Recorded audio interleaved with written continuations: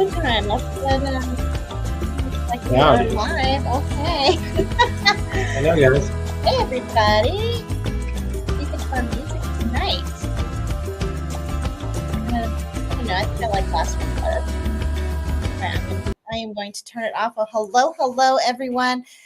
Listen, if you are watching this after it's live, just wanted to let you know that we do kind of keep it conversational here. We're real relaxed, do a lot of Q&A. So if you are, you want more of a cut to the chase, like 15-minute video, definitely check out our videos. Because I've had a couple comments now on our live streams where people are like, you guys talk too much, get to the point.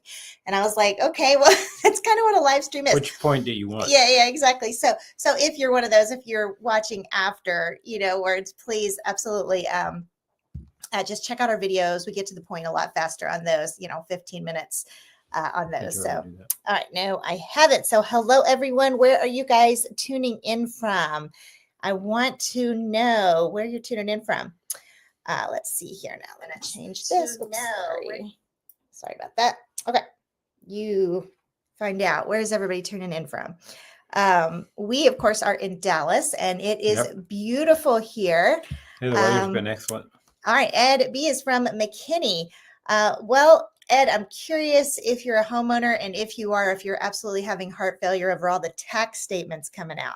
Because I'm telling you, how much was ours raised? I think they raised ours like a lot, 300,000, something like that. Our neighborhood's weird, though. Yeah, it is weird, but yeah, I think maybe it was 200,000. But yeah, our property tax bill just came out, and hey, Humphrey.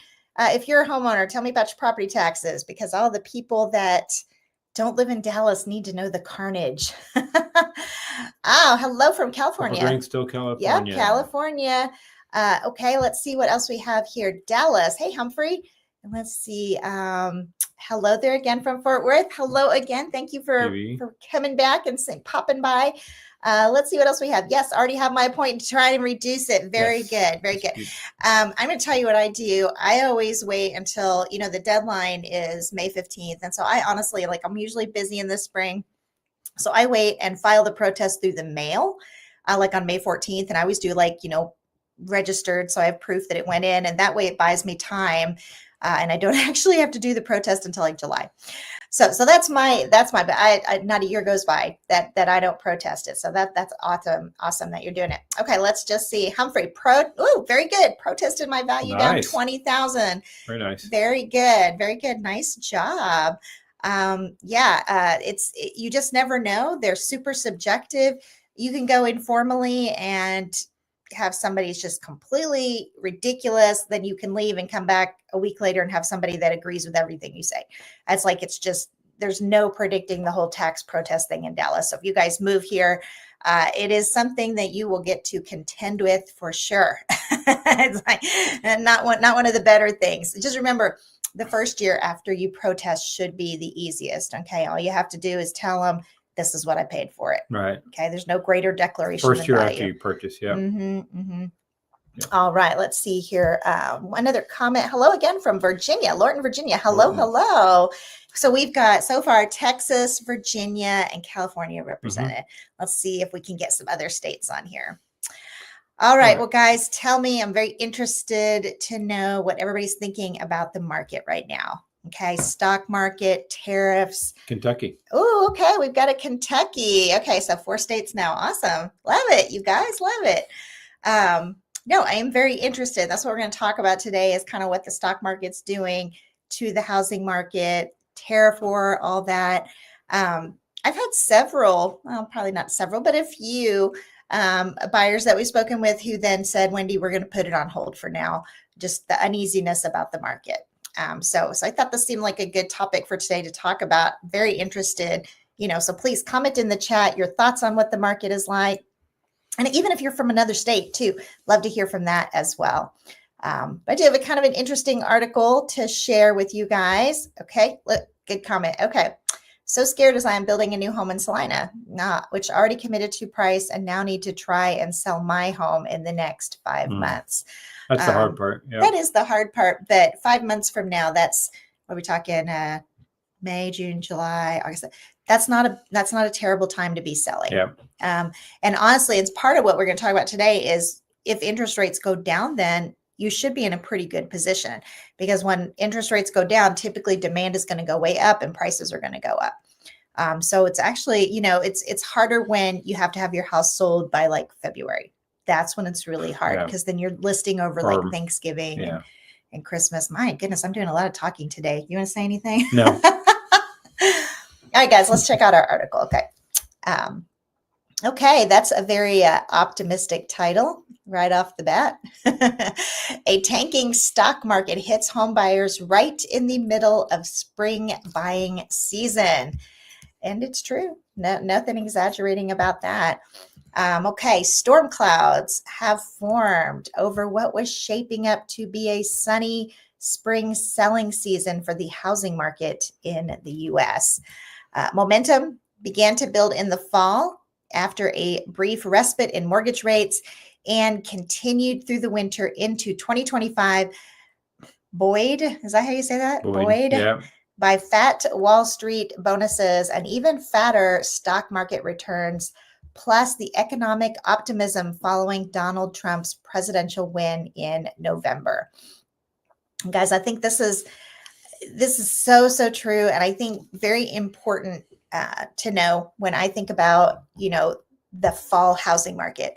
It was a little weird this year in 2024, so last year. Usually you would see prices begin to really go down by October, November, and we didn't see that. And so that was a very unique experience. And it does have so much to do with interest rates, because during that time, the rates went down. September, October. So Dallas is just so rate sensitive. All right, let me see. Where were we? Okay, so momentum definitely did build. And we saw it, and it was kind of a weird fall season. And then, honestly, guys, in January, we did see the bottom out like we always do. Like typically January is always, and we saw it. But the interesting thing was that rates had gone up by then. Yeah. And so it really makes you wonder what would have happened if rates stayed down. What would January have looked like? Would we have seen like a break in the pattern? Okay. All right. Well, we did see that in 2023. Or 2023 going into 2024, because rates were down in January of 2024, and so we had a pretty hot January, but then they went back up, and the spring was real slow.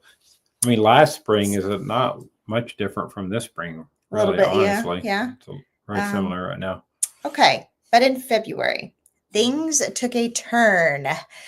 Economic concerns grew as the new administration's posture, which included the tariff flip-flops and dramatic cuts to the administrative state, coupled with weakness in the tech sector, introduced a startling uncertainty into the market. And I think that's true. I don't think that's an exaggeration. I'm interested in what you guys think. Comment in the chat. But I think there's a lot of truth to that we really did see kind of a shift. There really was. I really did sense kind of a euphoria right after the election, and we definitely saw the rates go down. But then, I think there's just a lot of uncertainty about what was, and I think there still is a lot of uncertainty. Okay, let's see. What else? By April, even before Trump announced a new batch of tariffs Wednesday that sent world markets into a tailspin, the stock market had erased most of its gains since November. I think that to the extent, if you have buyers who planned on selling stock for their down payment, they're going to wait. Yeah. Right. If the stock market's down, they don't want to sell while the market's down. And so I think that's going to soften up your market, if that's where they were getting their money from. Yeah. There's Rhonda. Hey, Rhonda. Welcome. Hey, Rhonda. A little late, but I made it. We're glad you're here. Okay. Let's see what else we have in this article. Okay. So this is about a week or 2 weeks old now. Trump announced a series of widespread reciprocal tariffs Wednesday that shocked the global economy and seemed likely to set off a trade war.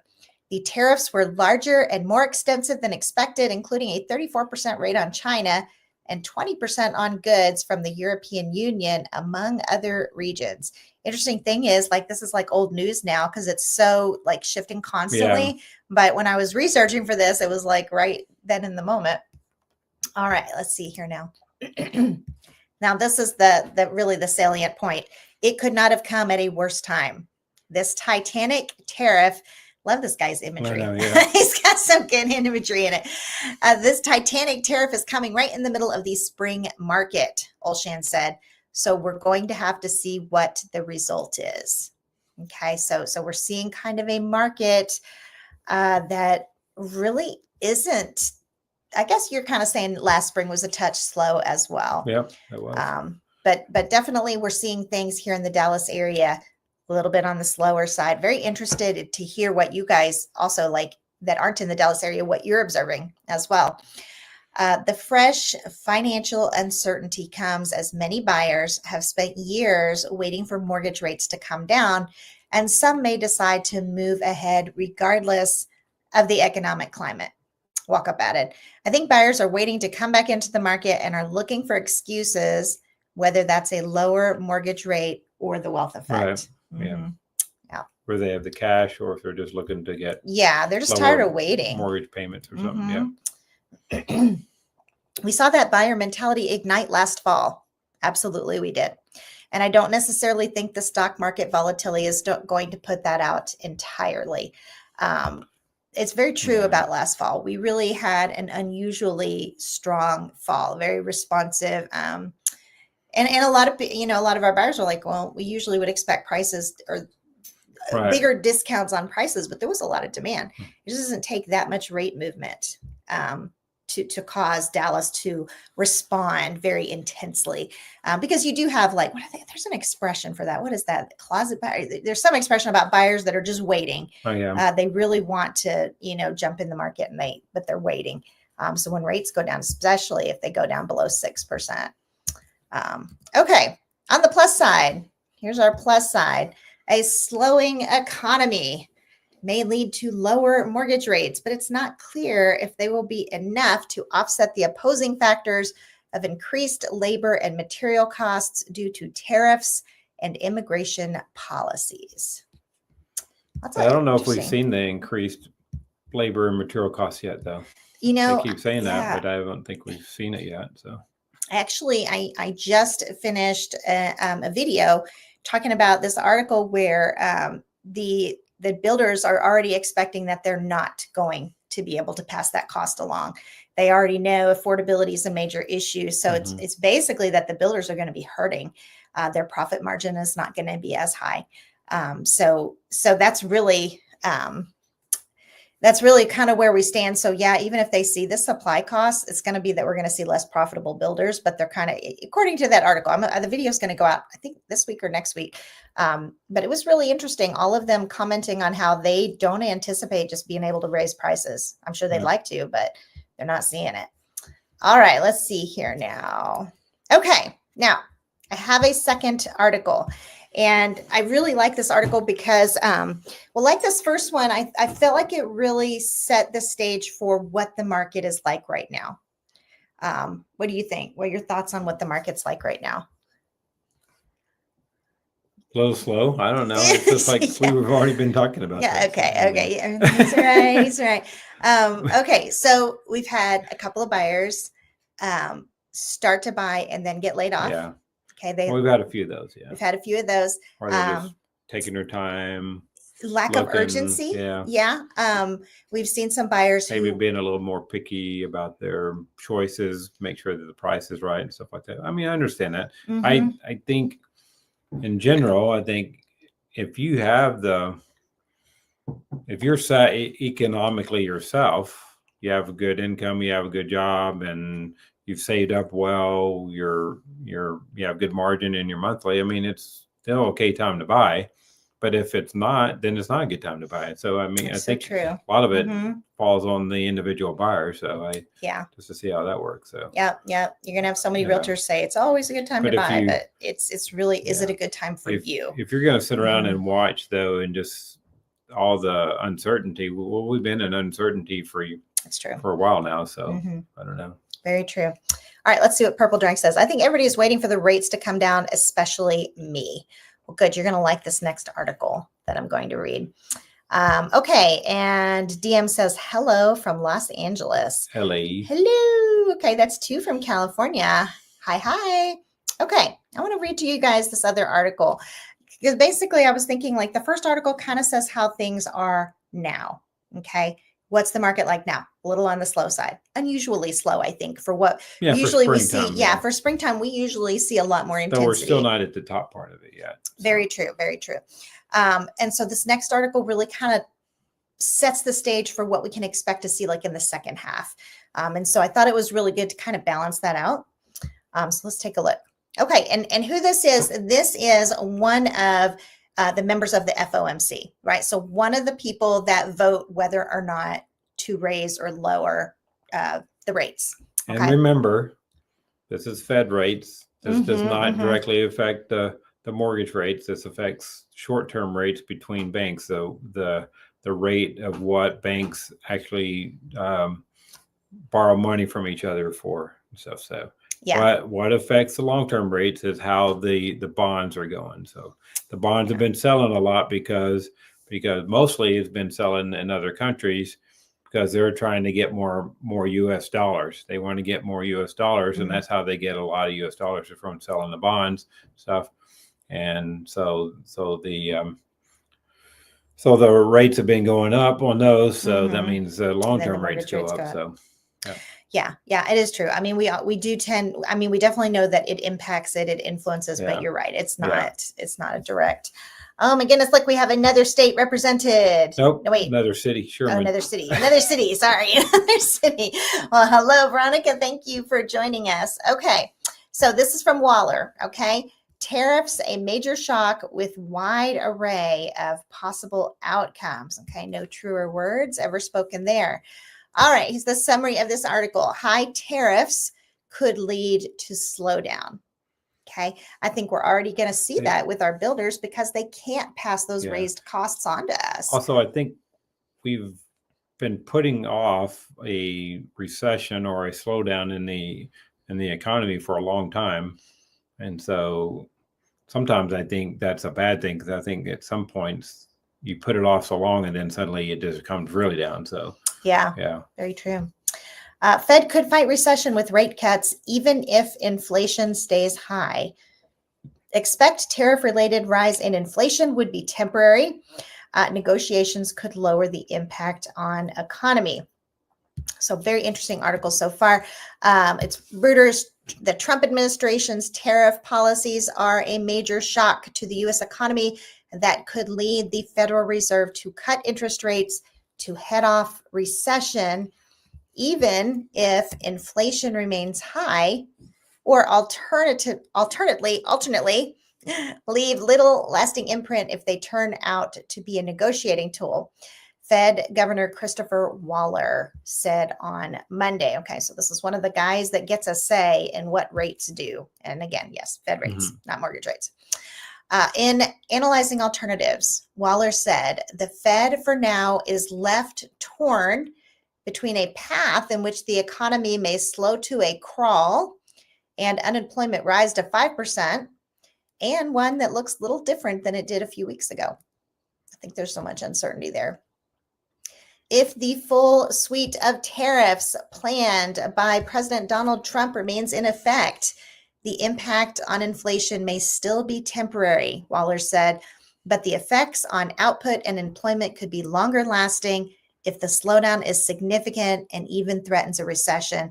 Then I would expect to favor cutting the policy rate sooner and to a greater extent than I had previously thought. All right.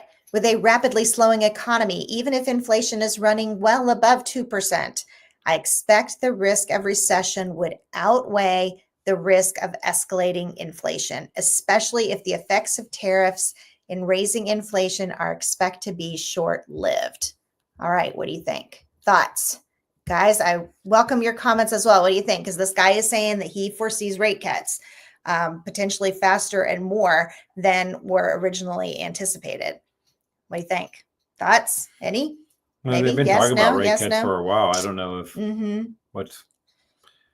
Yeah, I don't know. I think we'll see when we see. Well, I mean, I think he's trying. He's it's- kind of saying that too. I think what's new to me is that if we're in recession, he's saying that they'll cut rates even if inflation hasn't come down all the way. Honestly, I just wish they would just leave everything alone and let the economy cycle like it normally does. You get a high point, you get a low point, you get a high point, you get a low point. That's natural. But no, we have to try to control everything. Okay. By contrast, if eventual negotiations limit the tariffs to an average of around 10%, the outlook for monetary policy might not look much different than it did before March 1, before the Fed's last meeting. And the bulk of the tariff announcements, Waller said, with a fairly small tariff effect on inflation, I would expect inflation to continue on its path down towards our 2% target. In this case, good news rate cuts are very much on the table in the latter half of this year. So this guy is basically saying one way or another, rates are going to come down. Yeah. You know, he's saying, you know, if we enter into like a recessionary time frame, rates are going to come down probably a little bit more aggressively. And then if not, still going to see them just a little bit later down the year. So I thought this was very interesting. Okay, let's see. This is the last one. In that case, he said, an economy that entered the year on a solid footing might slow, but not as dramatically or persistently as if tariffs are kept as proposed at an average as high as 25%. All right. I thought that part of the reason that interested me so much was we saw what happened last year when rates went down. And I want to show you guys that. Okay, let me share this tab as well. And I want to show you what that looks like. Let me pull this up here. Okay, so this is what we saw in our market last year. And I just want to draw your attention to, in fact, maybe let me see if I bring it to 3 years, if that will show it a little more effectively. So I want to show you this part right here, because if you look at, I hope you guys can see that. Hopefully it's big enough. This is where we were when rates went down last year.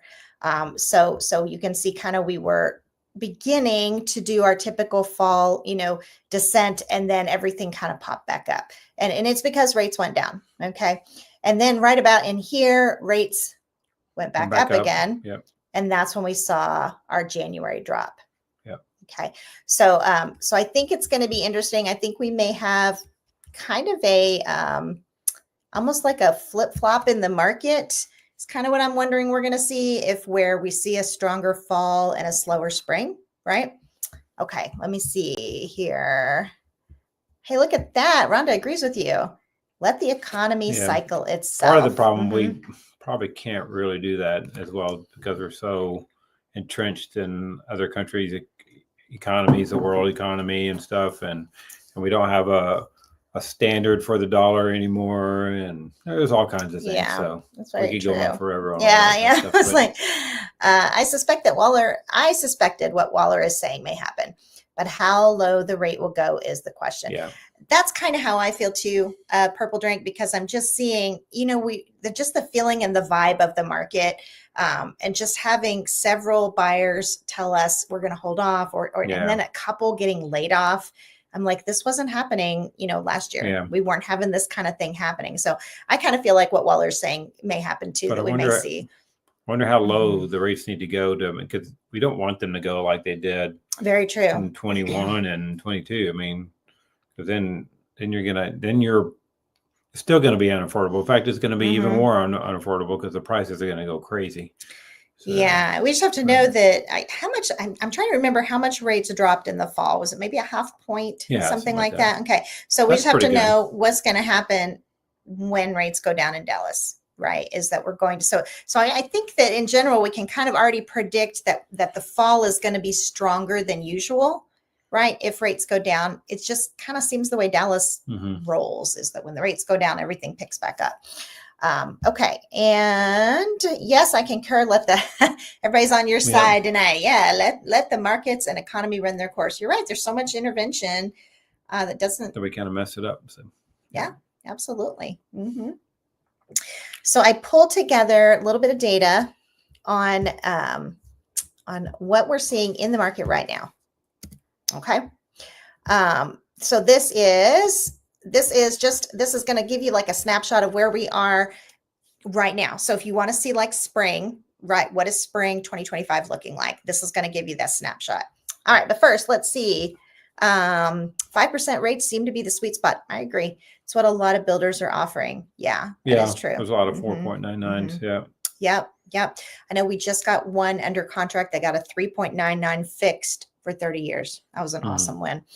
All right, let's see here now. So we have right now in the entire Metroplex, okay, we've got our median price up kind of, sort of, teeny tiny bit. Active listings up 36% year over year. Days on market are up to 96 days on the market. Closed sales are up by 0.7%, so it's kind of a little bit there. And then months of inventory at 3.9 That's healthy. months. Yeah, That's a pretty good inventory. healthy. So. Okay. Next, I want to go county by county. All right. This first county we're going to talk about, if you don't know the Dallas area, this first county is Denton County. Hope you guys like my little crudely drawn square there. I just figured, you know what, I was like, you and I, we're so familiar with all of these counties, but, you know, all of our friends in you know, I don't know, Oklahoma, you know, Kentucky. When I say Denton County, you're like, you may not, that may be meaningless to you. So I was like, you know what, I am going to draw and show you exactly what county I'm talking about. In general, our northern counties tend to be a little more popular. Particularly Collin County is probably our most popular. It's the one that people most want to move to. But Denton County, let's go ahead and see what the market's doing there. Okay. All right. Our median price is down 3.2%. Okay. Active listings up 49%. Wow. Days on the market, 92. Okay. That's 9 days more than March of 2024. Closed sales are up teeny tiny bit, and then you've got still your months of inventory.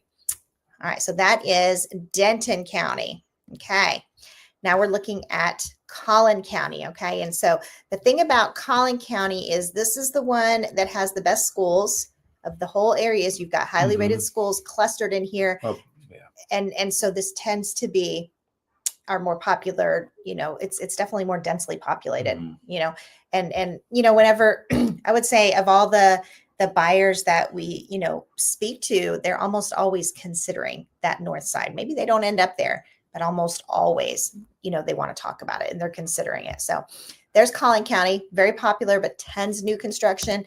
And this is what it has to say. Okay. We've got prices down 3.1%.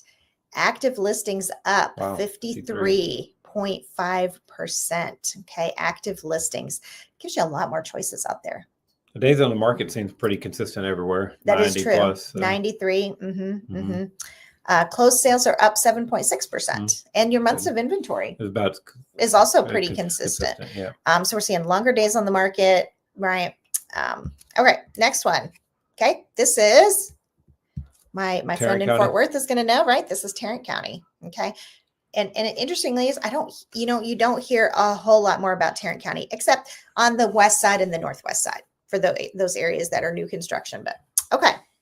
Let's see here now. So what's going on in Tarrant County? Prices are up by 0.5%. Active listings up by 25%. And again, look at our days on the market, guys. 91. Okay. 91 days on the market. Closed sales are down 5.6%. Months of inventory, similar. Okay. And this is where I will kind of pause just for a minute to say that this is where I really disagree with anyone that says 3 months inventory must mean a raging seller's market. Okay. I really disagree with that because these are all, if you'll notice, these are all within that 3 month.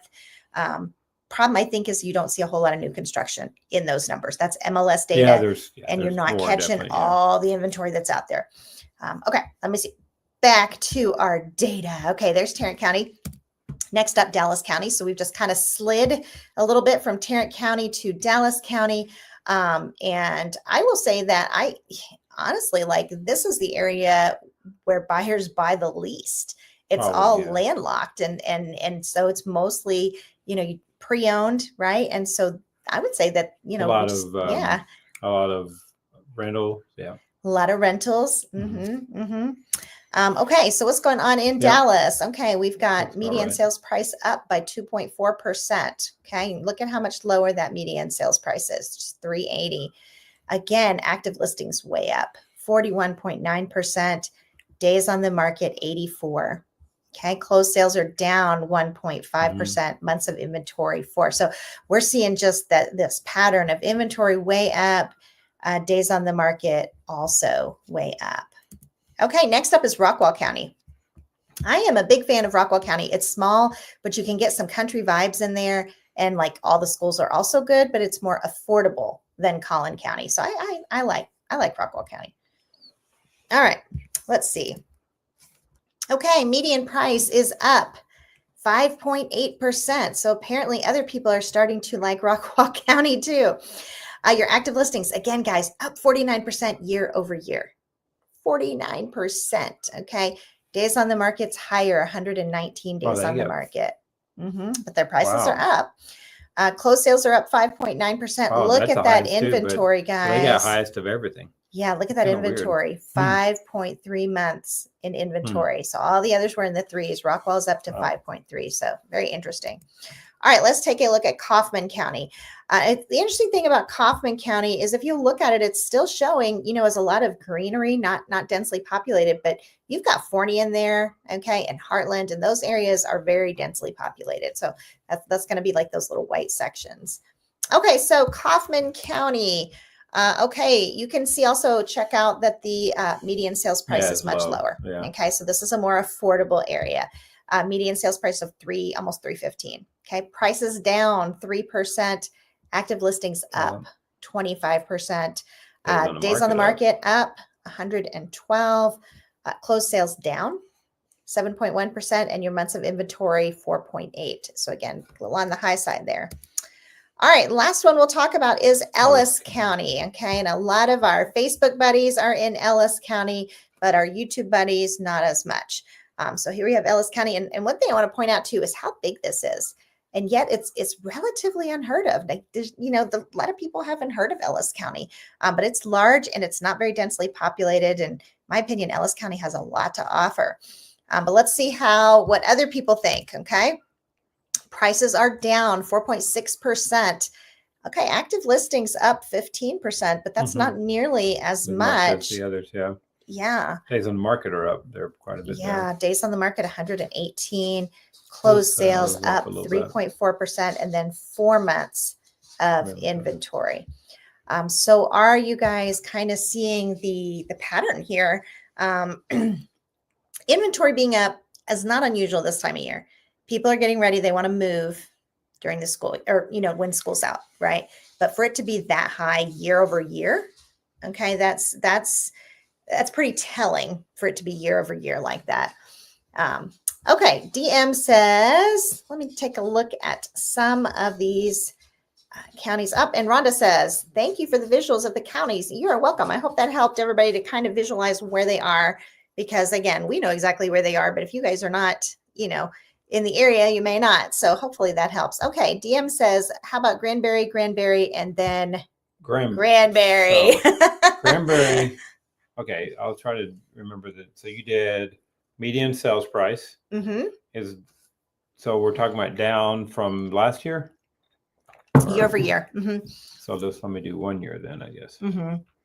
Okay, so it is down 0.2%.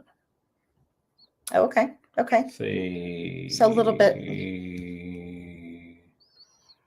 May, April, 332,450 last year, 333,22,5. Yeah, just barely down. So we've got an affordable suburb. Move. What else did you say? You said. I just said, how about Granbury? Days on the market is looks like it's up 25%. Okay. Up to 64 days. Closed sales is down 22% from last year. It's up from month to month, up this quarter, but which is typical. I mean, it's that time of the year. But month supply is up 29%, up to 6 months supply. Wow. So it could be a good place to buy out there, Granbury. Wow. Okay. Yeah. I love Granbury. Granbury has a pretty area. It really is. It's got the most charming downtown, little courthouse and thing. And I love Granbury. I love going there. And then we were talking about Let's Mosaic. see. Yes. Okay. Chris Ram says, good Big evening, time Dale and Wendy. homes. Good evening. Signed last November with ALH. I'm assuming you mean American Legend. Builder in Mosaic community, 4,000 square foot, 60-foot lot, adding to 1 million. Do you think it is still a value for the money? So what I would need to do is I would need to do like a market analysis. And if it's a custom, sounds like it's a new build, right? Then I would kind of need to know comparably like how much you put into it so that I could take and look at sold homes and see. Yeah. It'll be kind of hard to tell too, because a lot of those homes don't make it on MLS. Especially if you build, they don't, and they don't build a lot of inventory homes at that level. Can tell you over the past year, there have been 1, 2, 3, 4, 5, 6, 7, 8, 9, 10, 11 homes, 900 plus 900 to about 1.36 sold. So there's been activity there. And that's nice to know that you've got supporting that area. You've got plenty of other $1 million homes. Because the predominant part, it's like this in any of these communities. They will always have a lot more smaller lot smaller lots, but the larger lots usually sell faster. So yeah, depending on the liquidity for the area, 60s and 70-foot lots. So yeah. Interesting thing about American let's see, you didn't say on there. You did sign last November. Okay, last November. So it should be ready fairly soon if you sign last November, depending on when, and how fast they're going with the construction. Mosaic is nice. I really like Mosaic. So that's a good community. And I like that they've got other $1 million homes. So you're not, the only one isolated there. Well, because Highland American Legend and I think Perry does some that size and stuff. Maybe. No, I don't think Trophy was out there yet. So yeah. Okay. Thank you for the info. Cracked screen makes for lots of typos. Boy, can we relate to that? Dale had a brand new laptop. It wasn't a month old maybe, and then you dropped it and cracked the screen. So been there, done that. Had to go in and get it fixed. So anyway, I'm interested to know if you're just tuning in. We talked a little bit about what the market is looking like in the spring. Kind of seen a sluggish market, probably because of uncertainty about the stock market, tariff war, right? And then the likelihood of rate cuts. Prices in general, I guess. In general. Yeah. And then the likelihood that we're going to see rate cuts in the fall probably means we're going to see a bit of a flip-flop where we would anticipate things being stronger now and weaker then, and we may just see just the opposite, where it's weaker now and stronger then. All right, thank you. Other builder is Tradition Homes. I do love Tradition Homes. Yeah, Tradition builds a nice home. All right, guys. Well, no one else is commenting. So if there is no one else, we are, well, you know what? We're gonna head out here. We've got dinner waiting in the kitchen. So the master here. I have some red curry. Yes, he made us some red curry. So yeah, well, I hope this was helpful, guys. And again, if you're tuning in afterwards, our videos are much more efficient. And then our live streams, what we want you to do is just bring a drink, sip it with us. Let's sit and chat. Okay, Humphrey says enjoy. Oh yeah, thank you, Humphrey. We will. He's a good cook. He does all the cooking, and the whole family is glad that he does. So, all right. Well, I hope that everyone has a great evening. We will be back next week. One more. Let's see. As always, thank you for hosting this live stream. You are so welcome. I'm always glad when you guys join us every Tuesday night. It's awesome. We've already got the topic picked out for next week, so we will see you guys next Tuesday night, same time, same place, channel. Same channel. All right. And Rhonda said, thanks. All righty. Well, we'll see you guys later. Bye-bye.